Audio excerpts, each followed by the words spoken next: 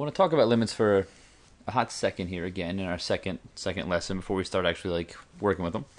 And remember in the last lesson we said a limit gives us a way to talk about what value a function is approaching as x approaches a particular value. So just to make that a little bit more precise, a little bit more mathematical, limit x approaching a of f of x equals L means that, and this is important here, you should understand this, we can force f of x to be as close to L as we like by forcing x to be close to a. So, and that's key here, as close to L as we like. Now, L is just a number, but I can force a function to be as close to this number as I like by forcing x to be close to some other number. If I cannot do that, if I cannot force f of x to be super close to L, as close as I want it to be, then the limit won't exist. Okay, so let's take a look at a simple example here. We can force 3x minus 1 to be as close to 11 as we want if we choose x close enough to 4.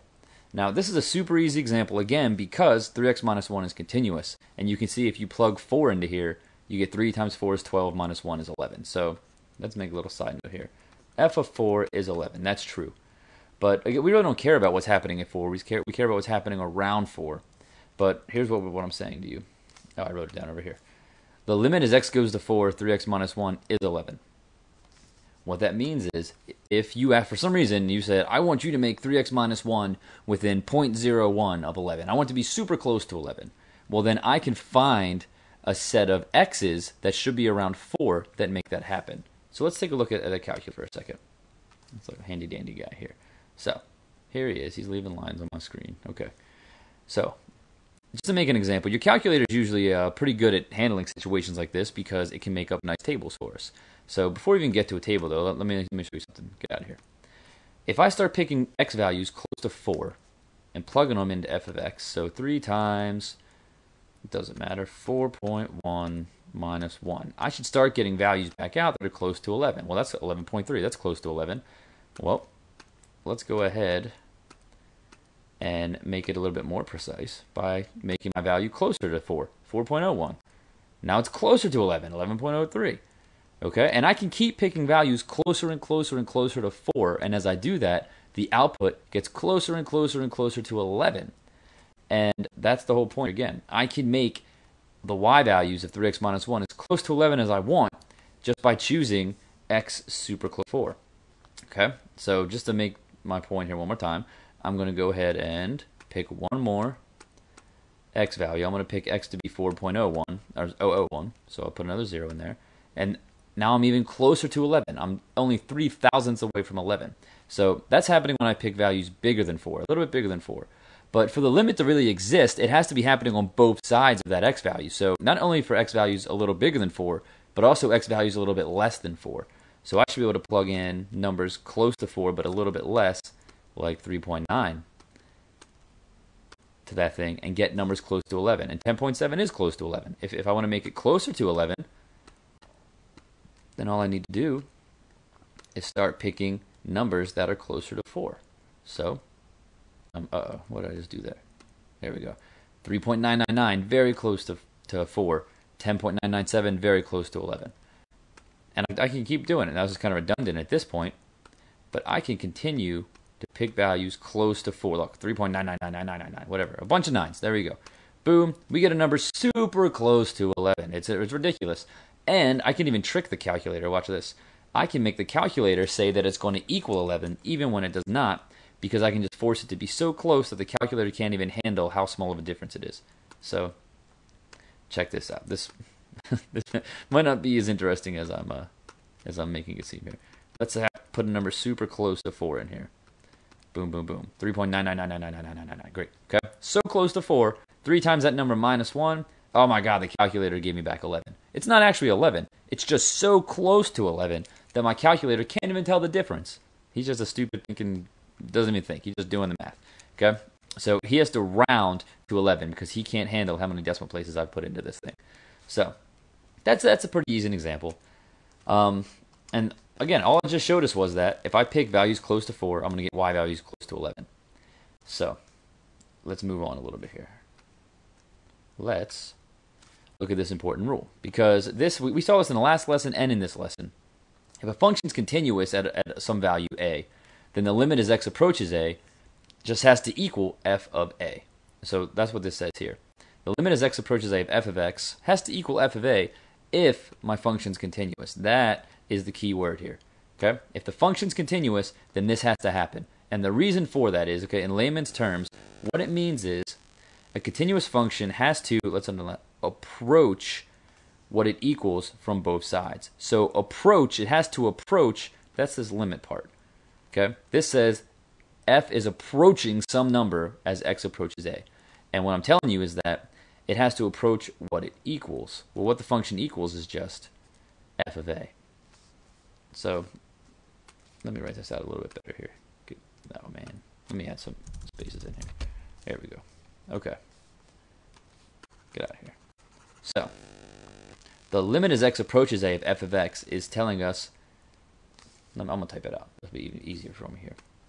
Okay, it is actually saying what is f of x getting close to as x is getting close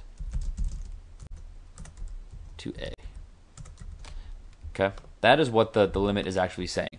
What is f of x getting close to as x is getting close to a? And if the function's continuous, it has to be getting close to f of a. And the main reason for that is if a function's continuous, let me just draw like a stupid little sketch. If a function's continuous at a, so a is just any x value I'm picking here. If a function's continuous there, which basically means I can draw it without picking up my pencil. Well, if I choose values of x close to a, I should get values of y close to f of a, which is this value right here. The reason for that is because the graph is continuous. It can't jump around. Like you can't just magically go from this point here to a point way up here. It has to be connected the whole way through. That's not true of a function that's not continuous. Okay, so let me show you an example of a function that's not continuous. Here's a function that goes from here to here, and let's say f of a is right there. So the limit as x approaches a in this graph is this value right here, this y value right here. The function's headed towards that y value, but when it gets there, oh my god, it automatically jumps up to this point. So the limit as x approaches a is this value here, but f of a is this value here. They're not the same thing. And that's happening because the function's not continuous. So that's we're going to get into that in the next lesson about when limits exist, when they don't exist, and when functions are continuous. But for now, a function that is continuous, if you know it is continuous, the limit as x approaches a has to equal f of a. That's what makes this example so easy, because 3x minus 1 is continuous. So let's take a look at a more complicated example. So we got this fraction and a square root. Like, oh my god, this looks totally crazy. What are we going to do? First thing I want you to notice here is this function, f of x, even though it looks a little bit scarier, it's only undefined when the denominator is 0. Okay? So all that means is this thing is going to be continuous everywhere except for where the denominator is 0. And the denominator is going to be 0 when x is 9. Because when you plug in 9, you get square root of 9 on the bottom, which is 3 minus 3 is 0. So x cannot equal 9. Other than that, this thing's continuous everywhere else. So when I ask you, what's the limit as x approaches 4 of f of x, since I know that this graph has to be continuous at 4, I can just plug 4 in. It has to equal 4 minus 9 over the square root of 4 minus 3. Well, that's negative 5 over negative 1. That's just 5. Okay? Without even knowing what this graph looks like, I know that if x is close to 4, f of x is going to be close to 5. Now, I'm going to show you this on a calculator to help you understand and prove it a little bit. So let's go ahead and clear this out of here. Now my function was x minus 9 on top divided by the square root of x minus 3. So what I'm going to do is make up a table for this function and show you what the x values are approaching. I'm sorry, what the y values are approaching as x approaches 4. So I'm going to go in second window. That opens up my table. And since I'm interested in values around 4, I'm going to start my table when x is 4. And I'm going to choose a very small step size. So this little delta table thing means how much do you want your table to change by in every cell? Well, I want my x value to change by like 0.1. Okay, that's a small little number. So we're going to see what's happening as x approaches 4 from the left and right here. So I'm going to hit second graph. That's going to give me this table here. And check this out. We got values at 3.5, 3.6, 3.7, 3.8. So those are my x values. Look what's happening to my y value. As x gets closer and closer to 4, my y values are getting closer and closer to 5. Now, when I get to 4, the y value is 5. Okay? And that's happening because the function is continuous. This thing is approaching what it equals. It equals 5. And it happens on both sides. Okay? Check it out. When we pick numbers bigger than 4, and I start heading back towards 5, the y values are approaching 5. And let's go back to table set for a second. If I choose a smaller step size, if I force x to be closer, this would be a 4 here, if I values closer to 4 by only changing my 0.01, now look what happens. Now my values are even closer to 5 as I approach 4 on the x. So as x gets closer and closer to 4, these y values are getting closer and closer to 5. Okay? And that is happening. Why can't I go up here? Oh, I got to go up on the x side, I think. There we go. That is happening because my function's continuous. As x gets super close to 4, the y values have to get super close to what it equals at 4.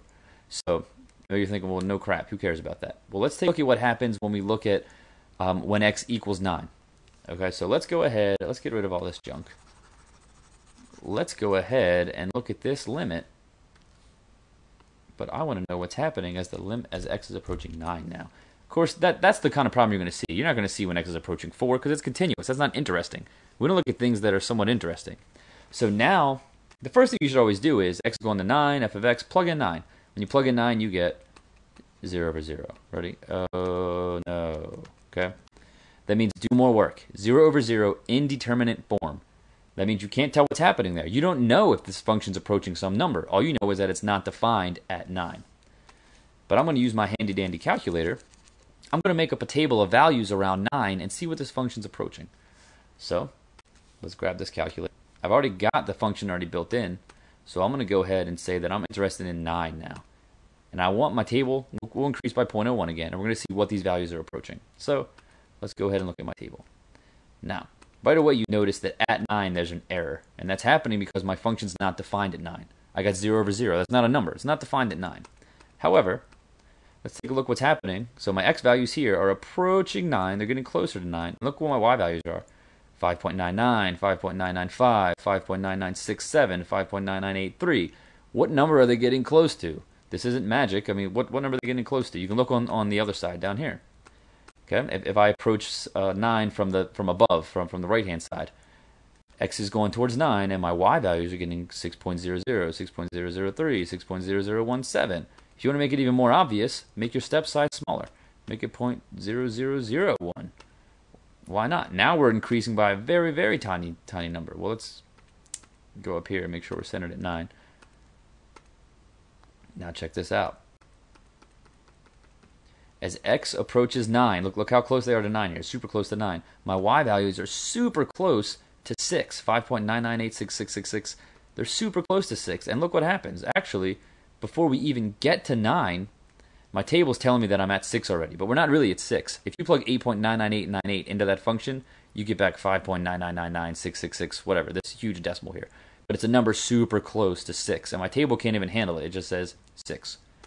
When I get to 9, there's an error because it's undefined. But you can see from both sides here, these y values are getting super close to 6. Super close to 6. Now, what we're doing here is we're looking at this limit numerically. We're not really doing the work. We're not analyzing it with calculus or anything like that yet, or algebra even. Okay, we're just making the calculator give us back some values. But what I can see here is this function is getting super close to 6 as x gets super close to 9. If you want to graph that, let's just make up a graph. I know I want x values close to 9, so I'm going to pick, not negative 8. I'm going to pick x is 8 and x is 10, send it around 9. And I suspect that my limit was 6. That's what it looked like it was headed for. So I'm going to pick y values from 5 to 7. Okay, so when I graph this, I should see my function cross right through there. And there it is. Look, it's graphing it right there. All right, now there's a hole at 9. And it looks like the calculator kind of tried to graph that a little bit. The calculator usually can't graph a hole. But there you can see there's a little bit break in there because the thing's undefined there. There's no point there. But if I trace this thing around 9, look what's happening. This what the table told us. As I zoom in on 9, so x is getting closer and closer to 9, my y values are getting closer and closer to 6. But when I get to 9, there's no y value. It's undefined there. But on the right-hand side, same thing's happening. As I move backwards, 9.085, 9.063, 9.042, my numbers are getting closer and closer to 9, All right, these y values are getting closer and closer to 6. And that's what the limit says. If you make x as close to 9 as you want, it's going to force y to be super close to 6. So the limit is 6 because of that. Now, this was a harder example because you couldn't just plug in and get that. We actually had to make up a little table and get values for that. Later on, we're going to learn how to handle this analytically, which means we're going to be able to do this without calculating or without using a calculator. We don't want to make a table. And like that wasn't much work for me to do there. Any old like third grader can plug into a stupid table and get a value back. We're going to learn how to handle this with algebra by simplifying this thing down and finding out what function does this thing look like that I can plug into. But that's coming up later. Let's take a look at one more example. So, the limit as x is approaching as x is approaching pi of g of x in this case. Well, the first thing I want to do is just plug pi in. Because if this thing's continuous there, then I'm just going to get a value and that's my answer. Well, when I plug in pi, I get sine of pi over pi. Okay, well sine of pi is just 0 over pi, and that's just 0. That's your answer right there. The limit as x approaches pi of g of x is 0. Okay, you can make a table up and see that this thing is approaching 0. I'm not going to do that though. You can make up a table if you want. I'm going to change this to a little bit more interesting situation. I'm going to say I want to approach the only number where this function's not continuous. That's at 0. It's not continuous at 0 because you'd be dividing by 0, and that's undefined. So, as x approaches 0 of g of x, I'm going to plug in 0, just for fun, and I get sine of 0 over 0, and that is, oh my god, it happened again, 0 over 0, the indeterminate form. That means you should be doing more work. You should be able to simplify this down somehow. But I don't want to do more work right now. I just want to show you on the calculator what's happening. So, what I'm going to do is come back to my calculator. I'm going to change this stupid thing to sine of x. Where's sine? There it is. Sine of x divided by x. There you go. I'm going to make sure that I'm in radians. I am. Let's go back to y equals. And I'm going to create a table that is centered around 0, and I'm going to see what's happening to this function as x gets super close to 0. So let's do 0.001 again. There you go. And I'm going to do table. And let's check this out. So it looks like my step size is a little bit too small here, it looks like. As x is getting close to 0 from the left, as I have negative numbers, but they're getting close to 0, they're getting smaller and closer to 0. Okay, I have 0.999, 0.9999. You can see the y value is really 0.99998500001. Okay, super close to 1 here. Keep zooming in. Oh my god, it's 0. There's an error because it's undefined. But around 0, these values are getting super close to 1. The same thing's happening on this side. Okay, as I approach 0 from the right-hand side, my y values are getting closer and closer to 1. Well, that's happening because the limit is 1. I can make sine of x over x as close to 1 as I want by forcing the x value to be close to 0. So this thing does not equal 0 over 0, okay?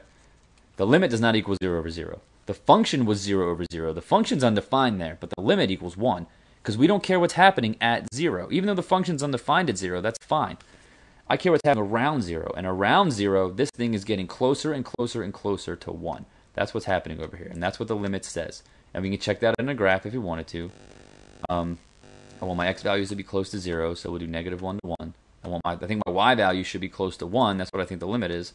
So I'm going to look between 0 and 2, and I'm going to graph it. And I should see my graph go right through the point 0, 1. But it's undefined there, so if you trace this, oh, there's trace right here. When x is 0, there's no y value. It's not defined. But around 0, I have points that are, or I have y values that are super, super close to 1. Okay? And if I zoomed in on this, if I wanted to zoom in, okay, I can keep on zooming in on this point here. All right, no matter how much I zoomed in, you would see that as the x values get super close to 0, okay, the y values get super close to 1. And again, my calculator is giving me that it equals 1, although it doesn't equal 1. The calculator is saying it equals 1 because that's how super close it is to 1. The calculator can't even handle how small the distance it is. So, that is enough of that. That's limits graphically and with the table.